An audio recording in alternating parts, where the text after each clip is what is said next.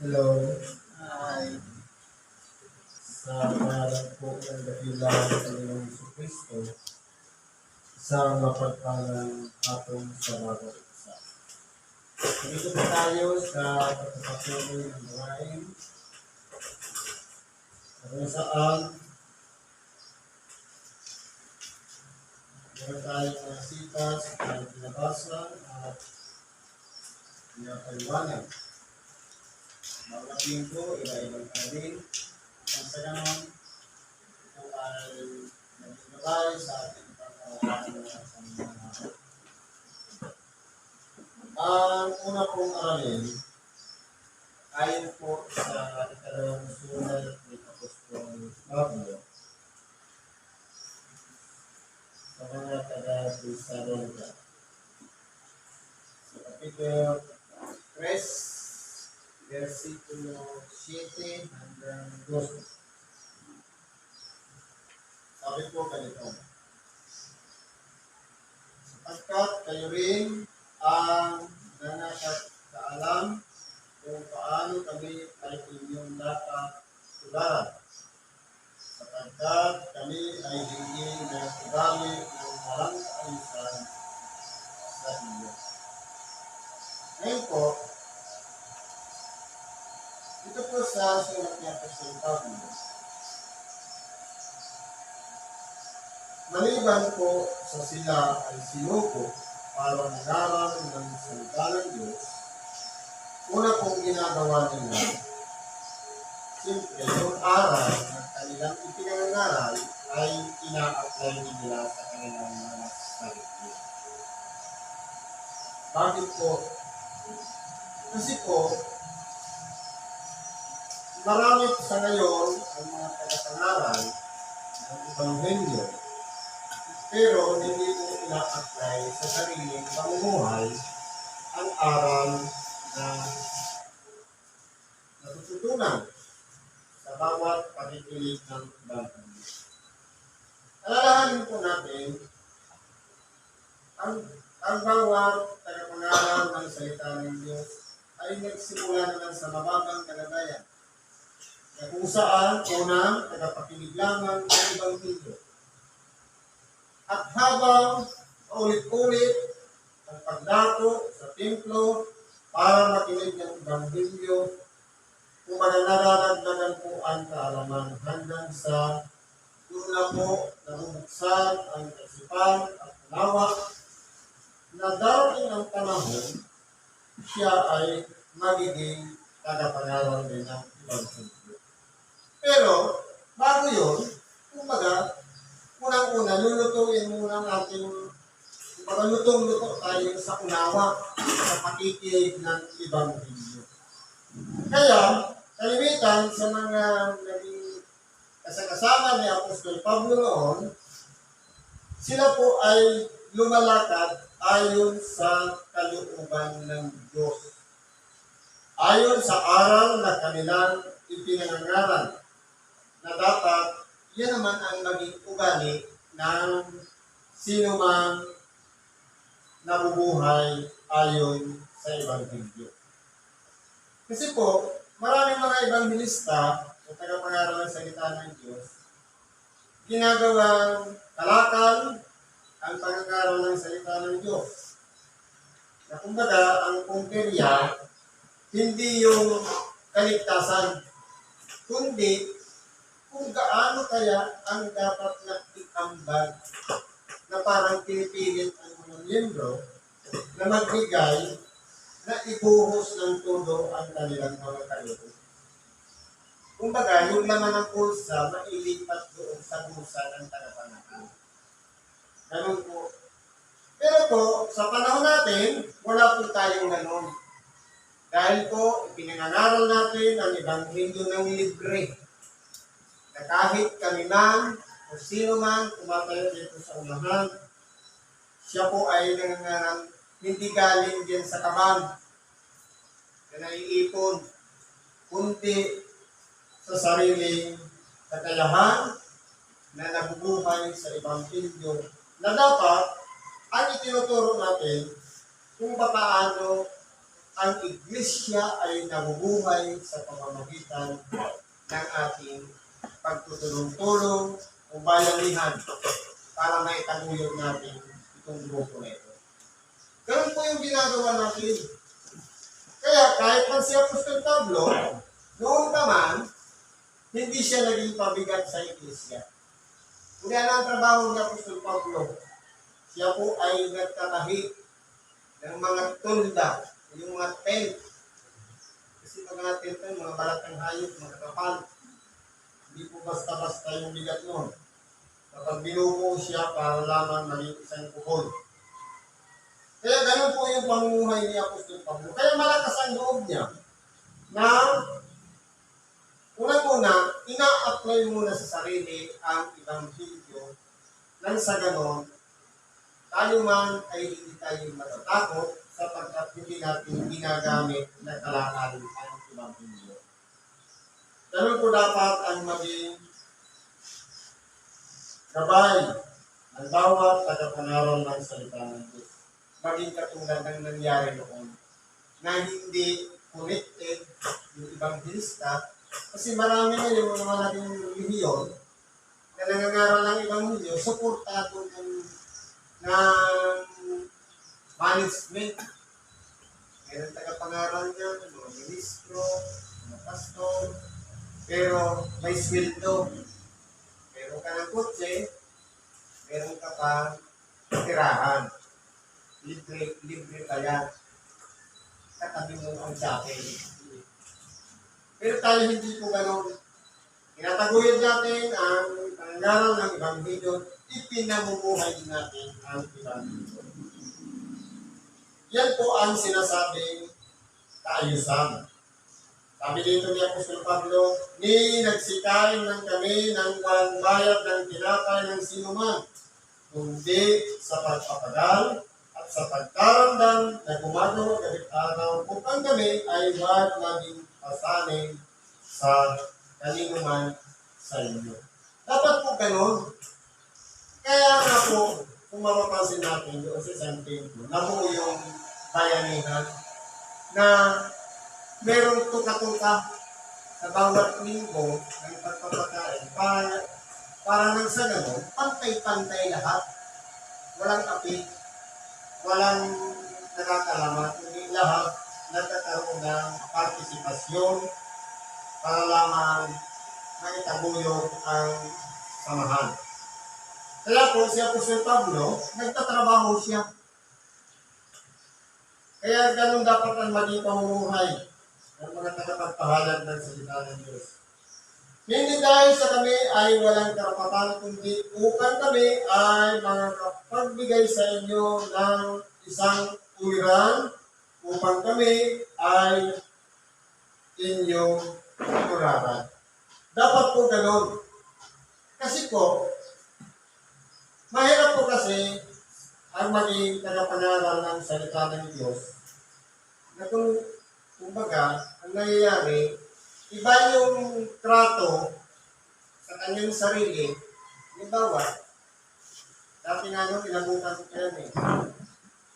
Dahil ikaw ay nirerespeto, pati sa pagkain, espesyal ang pagkain mo. Ayaw ko po ng ganun. Gusto ko kung anong kinakain ng membro, hindi na kainin ko. Kasi kung nangyari, kung inabutan ko noon, nung bago ako uwi galing ng Manila, yung mga kaya natin ama, ang ginawa, espesyal yung pagkain ni Papa. Kung anong hain niya, iba sa pagkain dun sa labas. Sabi ko, ayaw ko ng ganyan. Ang ginawa ko, kung ano ka po yung kakain, makikisalo na lang ako dun sa labas. Ayaw ko ng special treatment. Kasi para baga nangyayari na sobrang taas na ang tingin, okay lang yung respeto, pero yung pagtrato, parang hindi ko na yun nagustuhan kasi masyadong, kumbaga, iba kasi yung kinakain ng mga nasa labas, iba naman yung kinakain ng mga kasangkapan. Ganun na nangyari noon. Kaya po, inayos po natin yun. Kaya dapat, yun din ang ginagawa natin sa ngayon. Kaya po, kung mapapansin natin, na kay Apostol Pablo na ang karapatan. Sapagkat naging manunulat siya ng napakaraming sulat sa mga bayan.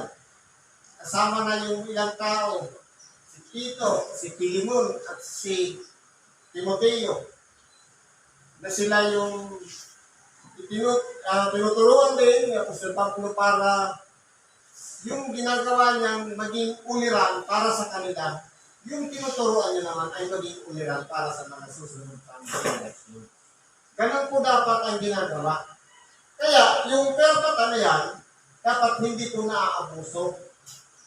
Kasi po, magkaiba kami nung inabutan, siyempre yung tatay ko matanda na, siyempre, kinakailangan suportahan. Pero ako bata pa, hindi pwedeng parehas.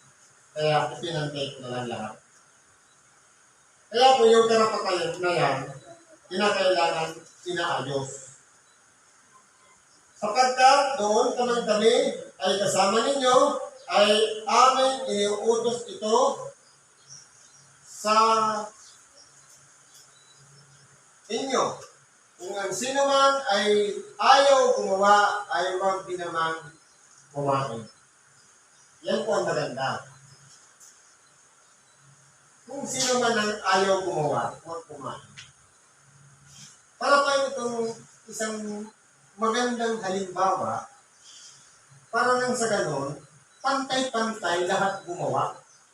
Lahat magsasakripisyo. Lahat magpapawis. Lahat mag-aalay ng panahon o oras. Kasi po, ang pinag-uusapan po dito, hindi yung lamang yung isa, o nakahigit yung isa, kundi dapat lahat matuto. Lahat mga kaalam. Kasi hindi pwedeng yung isa lang ang nagtatrabaho, halimbawa sa pamilya, isa lang yung nagtatrabaho, tapos hindi mapalamunin. Hindi naman pwede. Dapat, pare-parehas magtrabaho, pare-parehas mag-participate, para pagsalo-saluhan yung ano man ang pagkain ipinagkaloob. Dapat parehas magbibigay ng oras, pagkakataon, panahon, pagod, puyat, nang sa ganun pagsalo-saluhan yung biyayang tinamo ng bawat isa. Yan nga ang minsan nga na experience ko yan. Halimbawa, may birthday-han. Ang gagawin ng mga anak, sabi, ay ipaghahanda kita. Sabi, hindi, ayoko. Ang gagawin ng mga anak yan, magkakanya-kanya silang muso.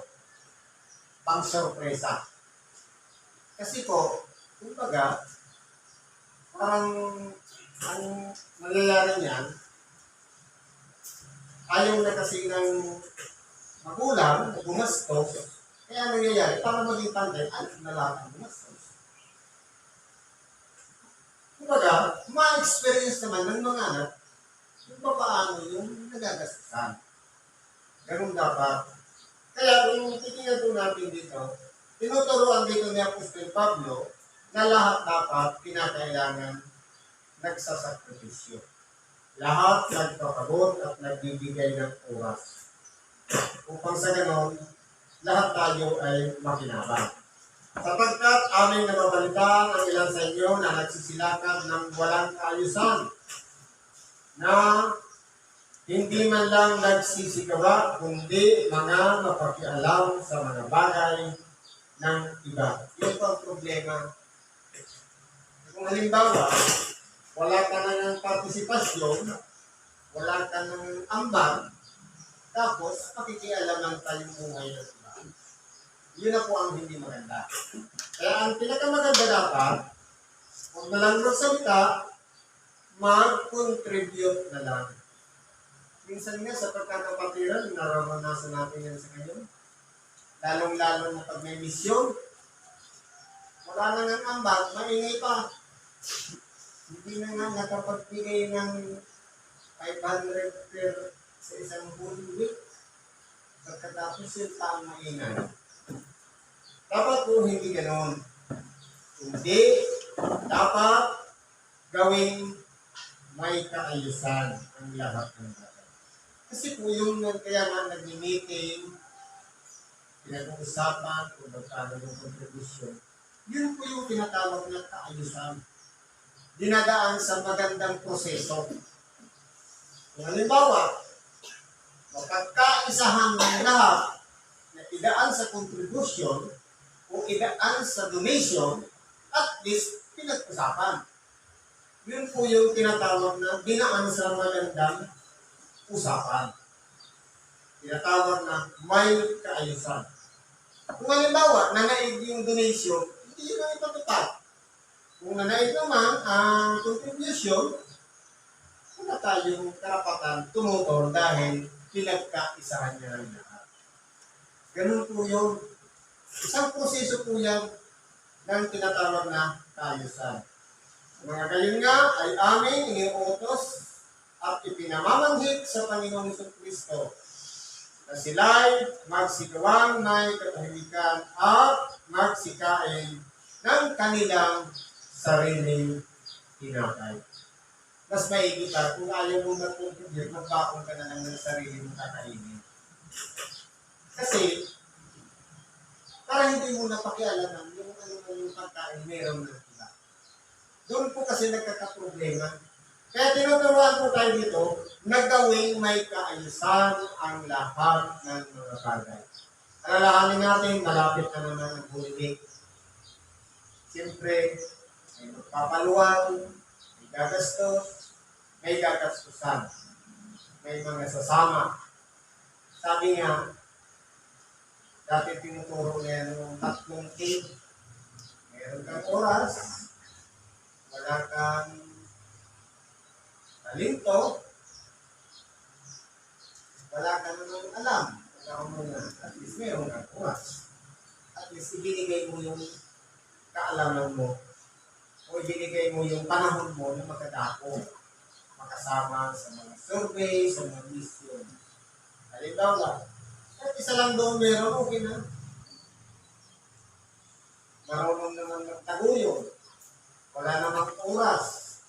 Kung wala namang talento, kung tinatawag na pananalapi, ang mahalaga, nakapag-manage ka ng ayos. Ang importante doon, meron tayong ginawa na isa doon na nakakatulong para pakinabangan ng lahat. Kaya po, yung organisasyon natin, ito po ay napakaganda na na-organize natin ng maayos sa pamamagitan ng ambagan o contribution. Sapagkat, di doon po natin na-display kung paano tayo gumagastos at kung paano natin pinakikinabangan yung ating ambag na ibigay. Nang sa ganon, sabi nga, kung tayo nagkaisan, ganun lang ng halaga, kung anong kakainin ng isa, pari-parehas na ang kakainin natin. Dahil, yun lang naman talaga ang pinagkaisan. Hindi tayo magkakaroon ng karapatan para magreklamo o tumutol dahil yun po yung pinag-usapan. Ito pong ibanghelyong ito, parang preparasyon kasi malapit na po ang mahal na araw. Ipon-ipon na naman tayo at magsasama-sama para sa pagdako, sa magpalarin na bundok, ng pagkaroon ng Diyos, kung natin ipagdiwang ang pagtubos ng ating dakilang Panginoong Hesus Kristo. Siguro po, hanggang dito na lang, pakikibahagi natin. Malawak pa sana ang marami pang sasabihin, pero dahil kulang tayo sa oras, hanggang dito na lang, pakikibahagi natin. Salamat sa Diyos, at anuman ang ating kahilingan, karalingan, labong natin sa Diyos, at ipagkatiwalag natin sa Kanya. Sa ngalan ni Kristo Jesus. Salamat at mapagpalang hapon. Salamat.